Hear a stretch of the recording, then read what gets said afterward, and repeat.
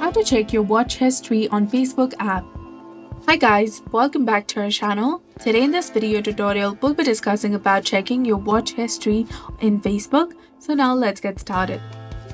First of all, you have to make sure that you've installed the latest version of Facebook Lite or Facebook application on your mobile device, and then launch the application. Make sure that you're logged in with your specific account, and now tap on the three horizontal lines in the top right corner. Then tap on the Video tab. You can also directly go to the Video tab that is between the Home and the Friends option in the top left corner of the screen. Once you're there, click on the user icon in the top right corner that is beside the search icon. Tap on it.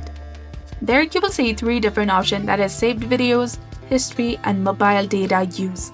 If you want to check your watch history on Facebook application, tap on History, and there you will see a list of all the videos you have watched so far.